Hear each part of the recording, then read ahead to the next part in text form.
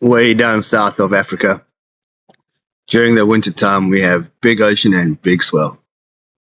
The resultant epicenter of each storm is no doubt the place of dreams, aka Ndawo Yamapopo, aka Jeffreys Bay, and more specifically, super tubes. On any big day, waves can be seen reeling from boneyards to Albatross, hot run of about 2 kilometers or more. And this day, we got to see it. We got to see the full Monty.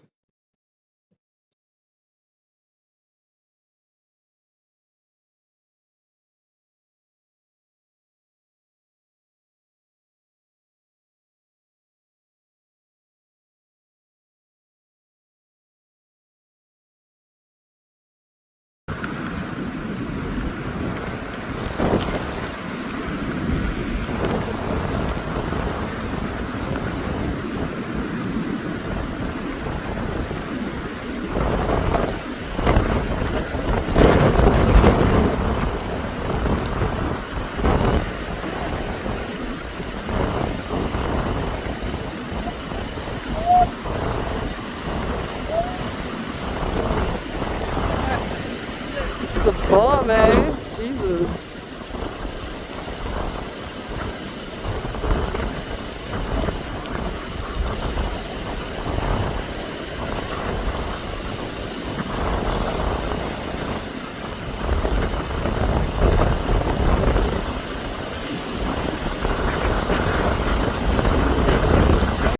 Okay, so this is a placeholder clip because no one was at the point when he came flying past there, when Charles came flying past there.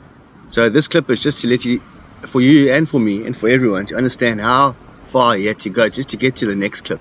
And also one more thing, hey, Charles, you can surf supers properly, dude. Keep that shit up.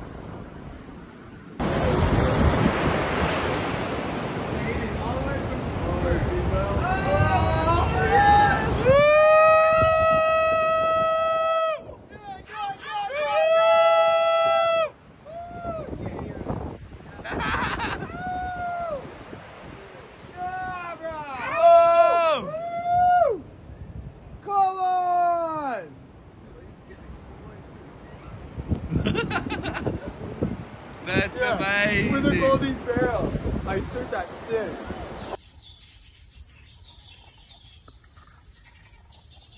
Yeah, I can't really remember when, but Mikey Mayer once said to me, you know, each wave is so precious. I think we were talking about, you know, people in the water or people that cut out of waves that are, you know, I don't know what the conversation was about, but it was something like that. And he mentioned that each wave is so precious. So it's always stuck in my mind a little bit. You know, we're so privileged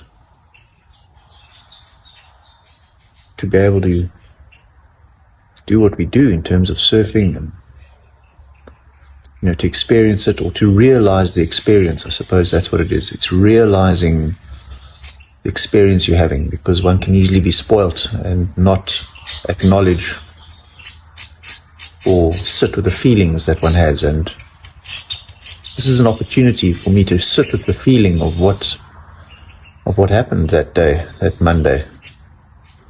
What was the date? Anyway, it's mid-July.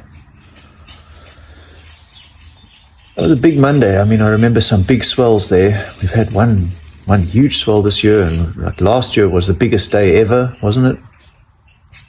But this Monday was pretty big. It almost felt even bigger. I mean, that last swell last year was, I mean, nobody paddled out. I sat there for 2 or 3 days waiting for somebody, and eventually I paddled out alone on that day, and I felt like that was a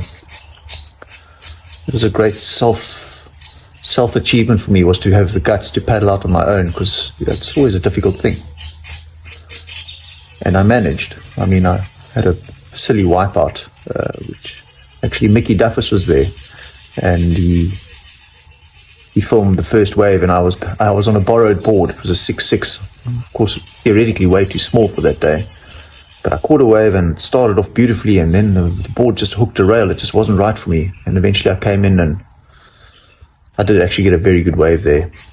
on that day, before anybody else paddled out. And then after that, it was Stewie Shelver and Simon Lowe. They all gave it a go, and Mickey. But anyway, getting back to the point, this Monday, I remember feeling very alone at the end, but not that one necessarily feels comfort or one feels that one's with other people. When you're surfing, you really are in your own element, but you're in a way, you're sharing at supers, because you know you're in amongst other people and you're weaving and winding your way and getting speed and, feeling it out. And you feel happy because there are others watching. And by the time I'd got on that big wave, by the time I'd got past Impossibles, of course Impossibles wasn't even on the radar there because the wave was quite far out and wide. So by the time I'd got to Impossibles, that's where, if you look at the footage, it seems to sort of burger out, as they say. I don't like to use the word burger. It's not a very descriptive name of a wave. It's not. But it sort of just started pushing. And it looks like the wave has become sort of smallish or dismal, but in fact it's just waiting to start touching the reef again. And that's where I did just a little cutback and went for it again, got a little cover up. And by that stage, I remember deciding, Mikey had said it's so precious because one could easily have cut out and said, I don't want to ride this sort of big, wide, fat wave all the way down and end up, losing the session, because often one would just cut out and go and look for a more bowly wave. But those big waves, they just look big and wide and fat, but in fact every now and again they regain themselves and they come back and they hit the reef again, and that's where you get that little section. And I've actually had some of my most out there fantastic barrels at Jbay when it's big and you're out there and you're going past the point and it's out at sea and you get a big barrel out there, and then you come in at the point, because the rest of it, it becomes semi-unmakeable. It starts coming in at you. So once I'd reached the point, and I realized I was at the point, but I was just keeping going with that wave, and I kept winding it through one little section to the next, and then that barrel section came up, and I was so thrilled inside. If I remember correctly, remember that these things become a blur because you're in the moment, and to try and remember it in detail takes a lot of reflection and peace. You need to be peaceful to reflect. I'm a very busy guy. I usually get working straight away, and I'm quite excitable most of the time.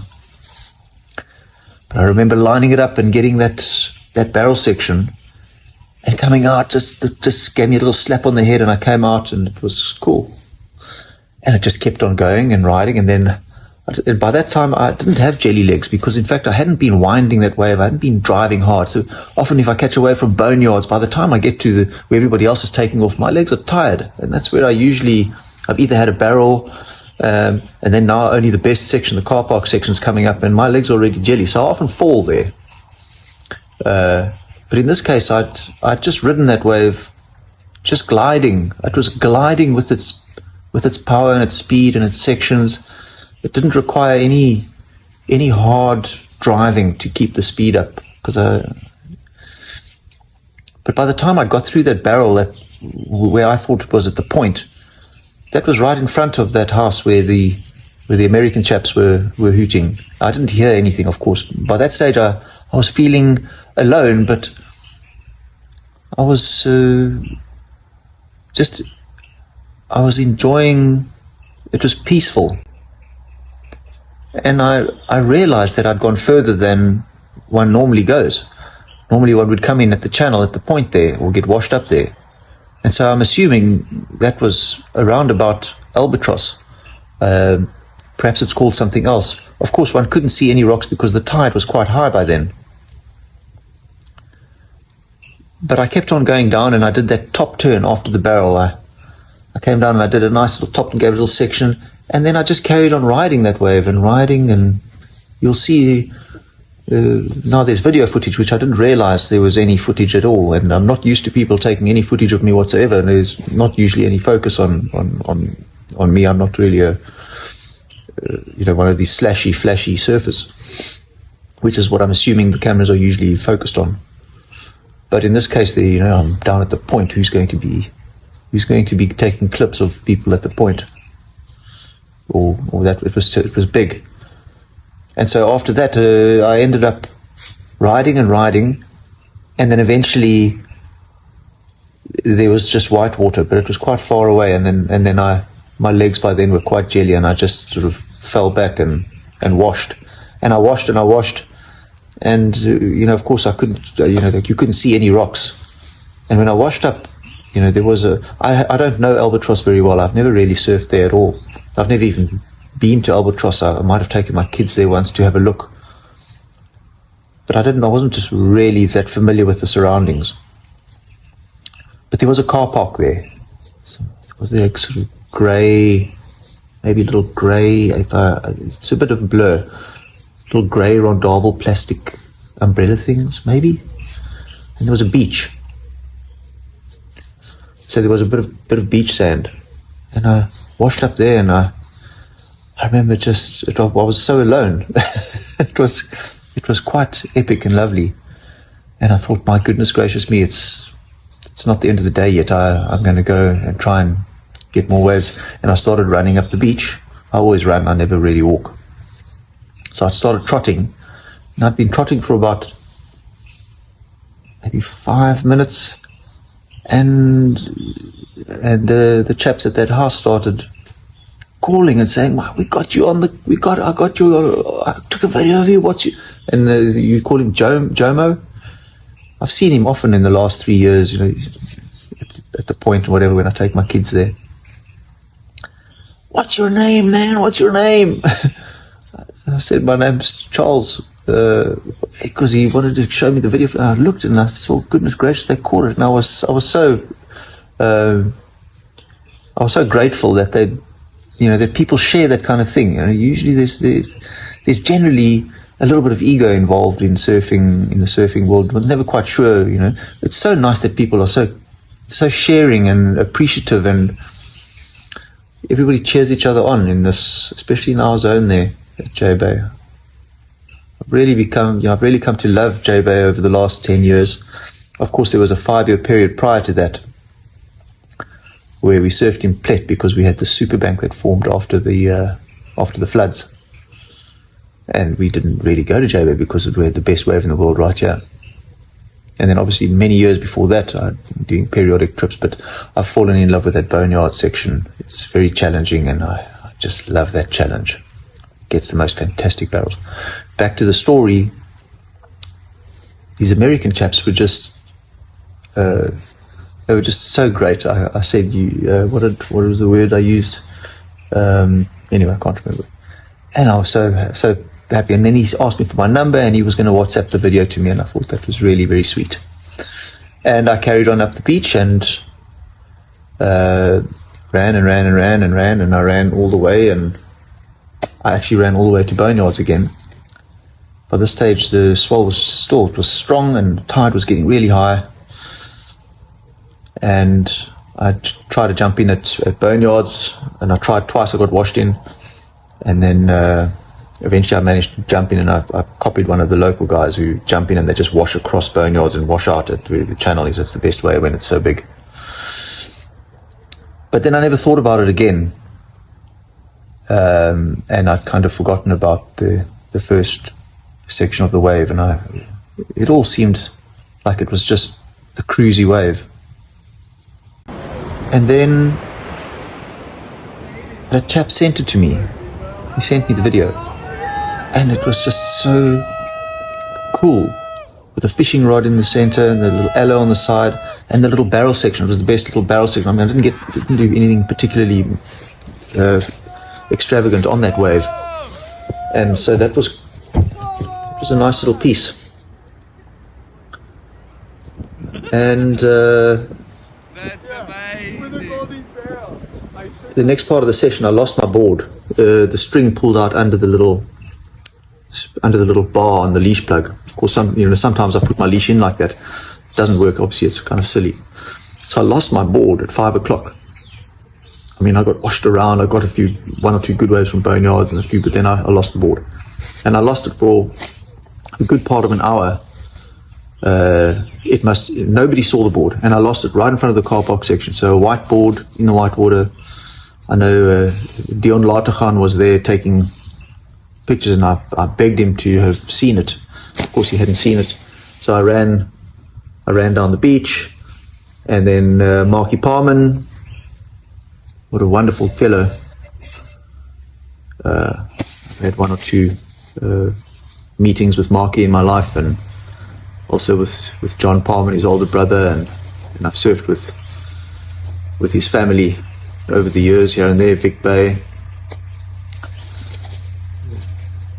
And he said he'd help me find the board, and he came and to the point, and we tried to look, and we got to the point, and somebody said, oh, but he'd just seen somebody walking up the beach with two surfboards. So I thought, oh, thank goodness my board's been found, because Dion had said, no, well, he thinks that perhaps the board might have gone out to sea like his board had done once upon a time.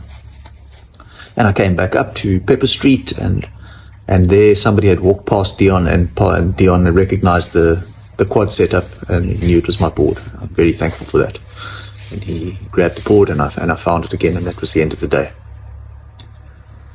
Nevertheless, a couple of days later, who do I bump into but Bruce Gold at the car park? I just had a great session, and they say, but didn't you get a wave down to Albatross the other day? And I'm not used to getting any recognition or too many pats on the back, and I had to admit, yes, well, I did.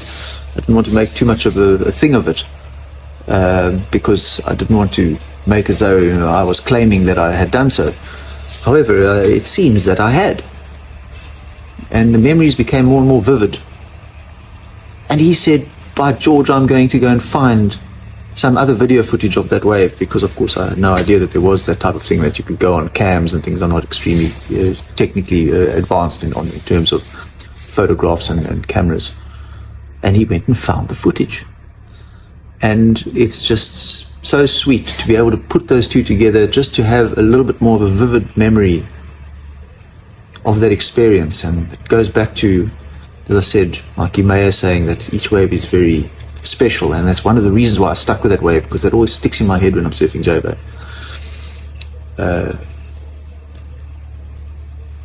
And I'm just so grateful that at this late stage in the game, I seem to be somehow accepted as part of the crew that surfs Jbay on every swell that counts. And I'm so grateful to Bruce for being so friendly and warm.